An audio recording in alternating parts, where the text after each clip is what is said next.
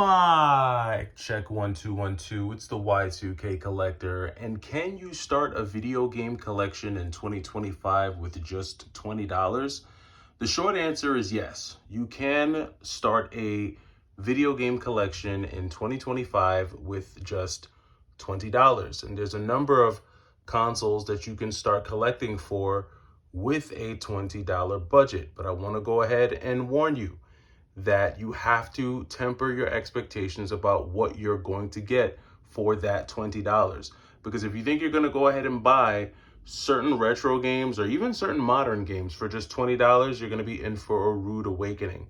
You have to set your expectations and know exactly what it is that you are going for or what you can expect to get for that amount of money. Now, to be quite honest with you, the PlayStation 2 is one of the most collectible retro consoles there is out there. Just because the library is so vast, it's so large, and there's a large number of inexpensive games that you could pick up for the PlayStation 2. Do not let this row of games be an example of what I'm talking about, because none of these games are cheap. But there are a load of very cheap PlayStation 2 games, some of which I have, I think, a little bit below here, that are on the cheaper side. Now, these games aren't the cheapest either, but when you look at a game like R-Type Final, that game might be a $20 game. And then I've got some even cheaper ones down below. If you're thinking about the PlayStation 2, one of the areas that you could start with is some of the more commonly known, widely known games. Think Kingdom Hearts 2. Think the Jak series, Jak 1, Jak 2, Jak 3, Jak of the Precursor Legacy. Think about the Call of Duty games. Think about games like that. A lot of those titles are $5, $6, $7. Think about the Grand Theft Auto series, Grand Theft Auto 3, Grand Theft Auto Vice City, San Andreas. Those are all PlayStation 2 games that are under $10 and that are a ton of fun. So if you were to ask me, can you start with $20? You sure can. And you can start as early as the PlayStation 2. Now, I don't know how many games you're going to be able to buy for the PlayStation 1. There are a lot of PlayStation 1 games that you can get for under $20. However, I don't know how fun those games are going to be. And that's obviously dependent on your taste level. Now, if you move over to the PlayStation 3, there sure are a bunch of games on the PlayStation 3 that you can use to start a $20 game collection. The reason why I'm using the number 20, and I know that it feels like a very arbitrary number, is because that used to be the common number that YouTubers would use whenever they were starting a quote-unquote game collection challenge. 20 just seemed like the best number. Of course, you had people who did the $10 game collection, or you had some people who just decided to build an entire collection from scratch. But a lot of times what you saw with those folks is that they built their collections and then they sold them right after. So they would build these like $10,000 collections and then the collections would be gone a week later. And why do I bring that up? I bring that up because with enough hustle and sweat equity, you can build whatever size collection you want with whatever dollar amount, or that can amount to whatever dollar amount you will want it to amount to. All it takes is a little bit of sweat equity, doing things like finding items that you can flip on eBay, Mercari, Facebook Marketplace, which is a really popular one, and just starting off with items that you can flip. Now, a lot of people may not have the patience for that, and I think that's what this really boils down to. Some people want large collections as fast as possible. Some people don't mind the journey and slowly grinding and building their way to a nice collection.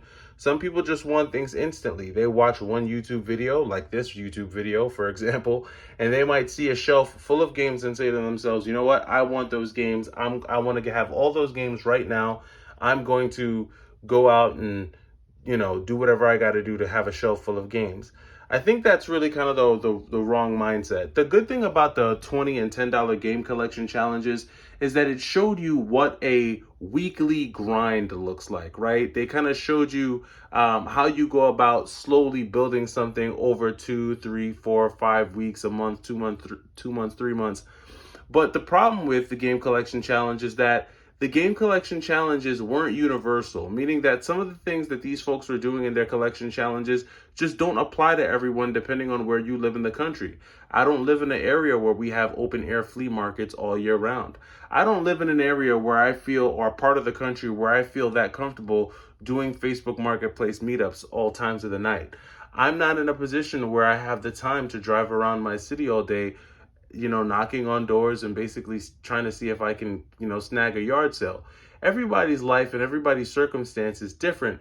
And so $20 might mean something different to a person in, I don't know, Kansas versus a person who lives in, I don't know, Culver City, California. It changes, right? $20 does not mean the same thing to a person in New York as it does to a person in Mobile, Alabama.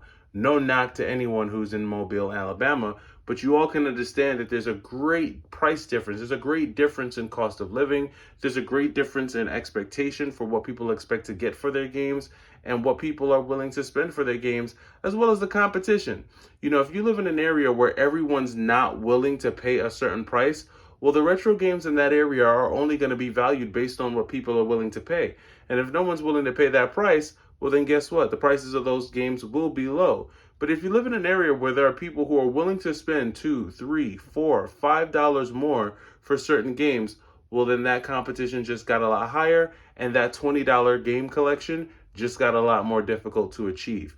So the point of the matter is that, can you start with $20? Yeah, but you're not really interested in where you're starting. You're more interested in where you're going to end. And collectors, at least most collectors, they're usually thinking with the end in mind, where their collection is going to end up, what games do they want to end up having, and how they're ultimately going to get to their end goal. And starting with $20 just makes the goal line seem so far away, as opposed to if you were starting with $100 or $1,000 or $10,000, whatever the case may be. And so I just want to drive the point home that yes, anyone can start with $20 and start building a game collection challenge.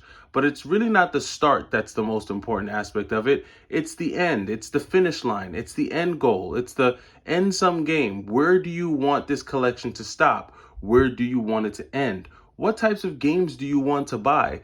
Do you want the AAA titles that are very common? Do you want those niche games? Are you looking for indie titles? Do you want the most rare and the most expensive games? All of those questions and answers are going to determine what that $20 means to you when you start your collection. And the better you can get to know what your end goal is, the more you can kind of map out what you want that finish line or end goal to look like, the better you'll be able to navigate that $20 and put that $20 to work when starting your collection. Even if it means you have to do a little bit of flipping, even if it means you have to do a little yard selling, even if it means you have to do whatever it is you got to do to kind of make it to that end goal, it's really thinking about what you want your collection to look like, how you want to curate it, and where you want to be. But I'm interested to know your thoughts on this. Do you think in 2025 you can start a game collection challenge with $20? Do you think that's enough, or do you think you need more? I'm interested to know your thoughts, and I'll catch you in the next one. It's the Y2K Collector. Take it easy.